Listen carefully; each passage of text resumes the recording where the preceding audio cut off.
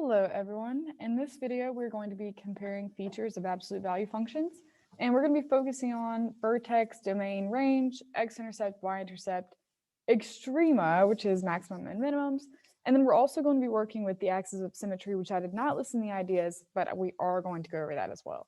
So the first thing that we're going to start with is the form, and in this form, you can get pretty much everything you need to know about an absolute value function. So in each absolute value function, there's going to be a number in the front, a number in the middle with x, and then a number on the end, which is k. So the first thing is that the vertex is always going to be h, comma, k. And it's a little bit weird because in the form it's x minus h. So it's pretty much just going to be the opposite of whatever is here. So if this says x minus 2, it's actually going to be positive 2 as h. K is regular because there's a plus there, so that one's just always going to be the same. The slope is going to be this plus or minus a at the very beginning, and it's a little bit weird.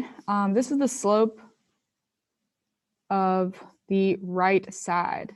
So with an absolute value function, it looks like a V, and the slope of the right side is going to be that a value up in the front.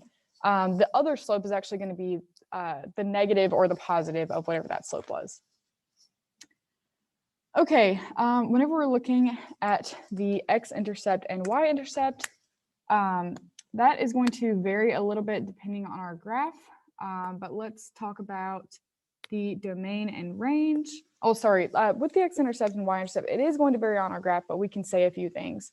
The x-intercept is when y equals 0, and the y-intercept is when x equals 0.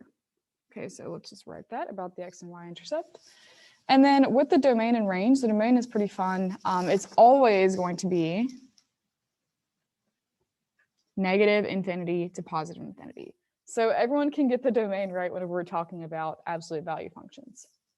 With the range, it's a little bit weird. If you have a positive a value, then the range is going to be from the k value, and this is actually going to be a bracket here because it can equal the k value up until positive infinity.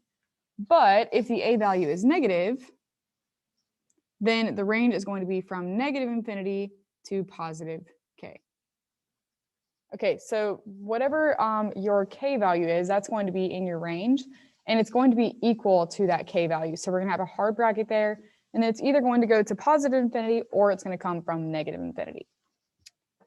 Okay, and then the axis of symmetry is going to be x equals h.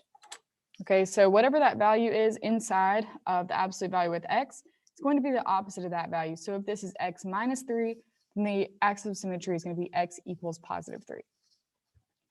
Okay, the vertex is also either the maximum or the minimum value because the absolute value either looks like this, like an A, or it looks like a V, like this.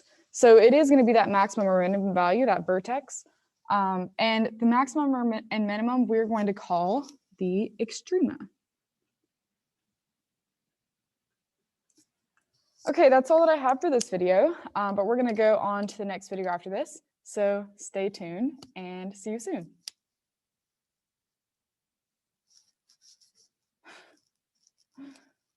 There we go. Okay, bye.